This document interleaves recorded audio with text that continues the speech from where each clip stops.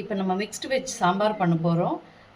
Terrace கார்டனில் வளர்ந்த காய்கறி வச்சு சாம்பார் செய்ய போகிறோம். வாங்க எப்படி செய்கிறதுன்னு பார்க்கலாம்.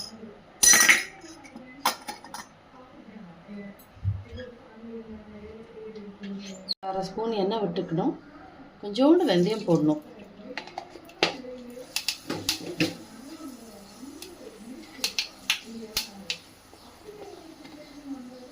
அதுக்கப்புறம் சின்ன வெங்காயம் ஒரு 7-8 போடணும்.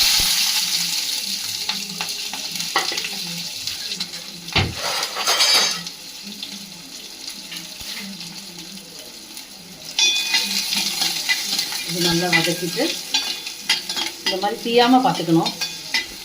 அப்புறம் கட் பண்ணி வச்சுட்டு ஒரு லெமன் சைஸ் புளியை வந்து இப்படி கரைச்சி வச்சுருக்கேன் நான். அதை வந்து விடணும். இப்போ இது நல்லா கொதிக்கணும். கொதிச்சதுக்கப்புறம் சாம்பார் பொடி போடணும். இப்போ நல்ல புளி வந்து கொதிச்சு வந்துருச்சு. காயும் வந்து முக்கால்வாசி வெந்துருச்சு. இந்த சமயத்தில் வந்து நான் வந்து ஒரு 4 ஸ்பூன் குழம்பு பொடி எடுத்து வச்சுருக்கேன். என்னோடய பொடி வந்து காரம் இருக்காது, அதனால நான் வந்து 4 ஸ்பூன் போடுறேன்.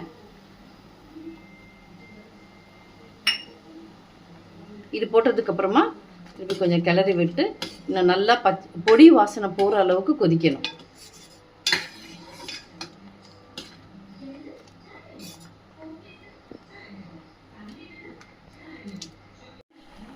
இப்போ வந்து இந்த பச்சை வாசனை போயிருக்கோம், மிளகாப்பொடியோட வாசனை. 1 கப்பு துவரம் பருப்பு எடுத்து அதோட தக்காளி போட்டு மஞ்சள் பொடியை போட்டு கொஞ்சோண்டு பரங்கிக்காய் மஞ்சள் பூசணிக்காய் போட்டு வேக வச்சு எடுத்து வச்சுருக்கேன். மஞ்சள் பூசணிக்காய் வந்து நீங்கள் சாம்பாரில் சேர்த்துக்கும் போது அது ஒரு நல்ல ஃப்ளேவர் கொடுக்கும். மோர் தென் த ஃப்ளேவர், அது ரொம்ப good for health, rich in beta carotene. So அது வந்து குழந்தைங்களுக்கெல்லாம் கொடுக்கறது, பெரியவங்க சாப்பிட்றதுமே ரொம்ப நல்லது. இப்போ நான் இதில் ஆட் பண்ண போகிறேன். இது வந்து பிட்லை பொடி,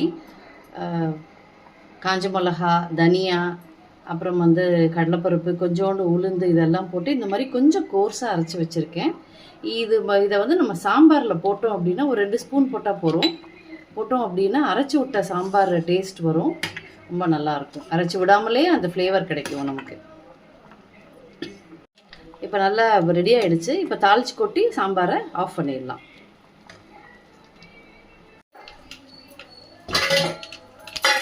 இதை தாளித்து கொட்டிட்டோம்னா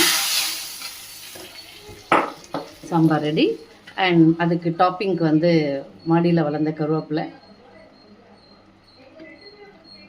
சூப்பரான சாம்பார் இஸ் ரெடி.